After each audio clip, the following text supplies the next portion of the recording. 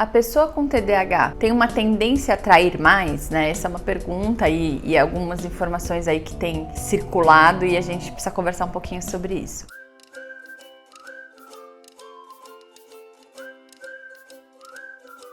Olá, eu sou a Lara Dalmeida, seja bem-vindo ao meu canal. Se você não é inscrito, se inscreva, ativa o sininho de notificação, porque toda vez que eu postar um vídeo novo você vai ficar sabendo. Vamos conversar um pouco sobre essa questão, né? Então a pessoa com TDAH, ela tem uma tendência maior a atrair?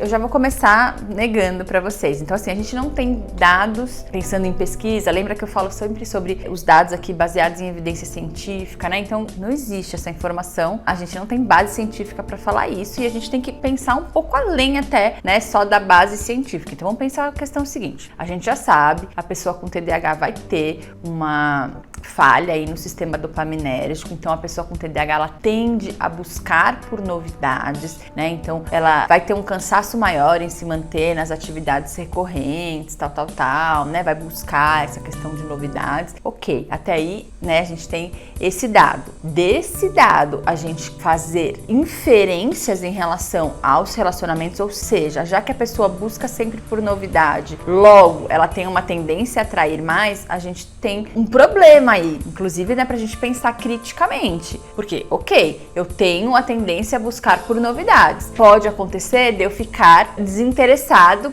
nessa minha relação, mas de eu perder o interesse, da pessoa perder esse interesse, partir para a traição, a buscar um outro relacionamento, a gente tem uma diferença muito importante aí. Então a gente tem que ter muito cuidado, porque isso não é verdade. Então tá bom, eu sei que eu tenho uma tendência a perder o interesse mais fácil, o que eu posso fazer nas minhas relações, o que eu converso com o parceiro, pra gente poder trazer novidades para essa relação, pra gente poder fazer com que a rotina não seja tão maçante, por exemplo, tá? Então isso é bem importante. E tem um outro fator muito importante que está relacionado aos valores pessoais de cada um. Então quando a gente fala de um conjunto de sintomas, eu vou ter esse conjunto de sintomas, mas isso nunca vai determinar completamente os meus comportamentos, porque a gente é muito além de alguns sintomas. Eu já falei isso também em outros vídeos. Então quando a gente vai falar de traição, a gente vai entender que as pessoas têm valores pessoais. Então, né, tem as crenças pessoais. Algumas pessoas têm questões religiosas envolvidas, outras pessoas que têm essa questão da instituição familiar como algo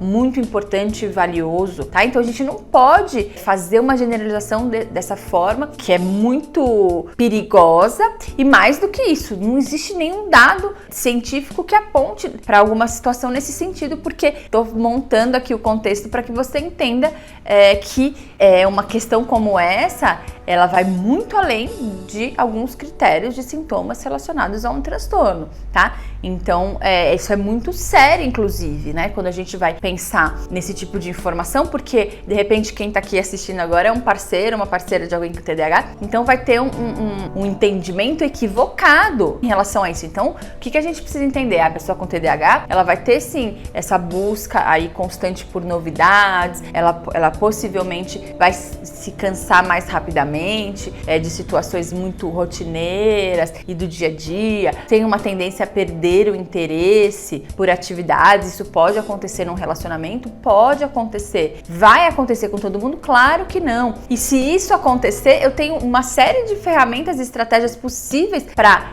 me manter no meu relacionamento, se esse for o meu interesse, se eu tiver amor por essa pessoa, se eu fiz uma escolha em relação a manter o meu relacionamento, porque essa questão da paixão, do interesse inicial, isso vai se dar com todos os relacionamentos, com a pessoa com ou sem TDAH. E aí, depois que passa a paixão, eu escolho permanecer nessa relação ou não, tá? Então, é muito mais complexo do que isso. Seria reduzir para muito basicamente uma questão que ela é muito mais complexa. Então, a gente tem que fazer uma leitura crítica até das informações que a gente vai adquirindo, né? Então, estou trazendo dados sempre aqui de evidências científicas que são importantes, mas a gente também, para além disso, a gente pode ampliar um pouquinho mais as informações e ter esse cuidado. Então eu generalizo de uma forma, inclusive, pouco responsável. Então tá, a gente sabe dessa questão da perda do interesse, etc, mas daí a gente apontar como uma tendência à traição, né, é uma generalização que é grave, tá, gente? Não é assim que funciona. Isso não significa que algumas pessoas com TDAH possam trair ou já traíram traíram em algum momento, e muitas outras pessoas que não têm TDAH traem ou podem trair em algum outro momento, tá? A gente tem que ter muito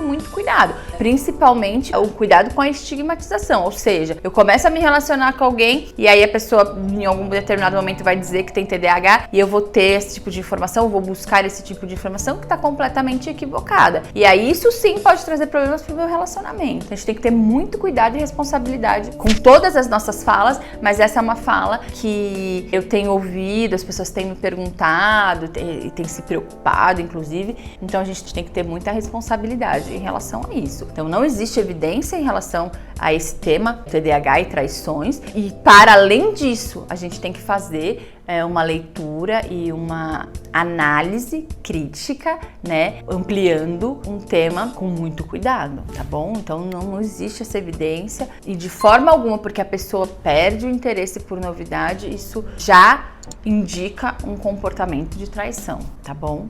Então se vocês tiverem dúvida, conversa aqui comigo. Se você gostar desse vídeo, deixe seu like. Até a próxima.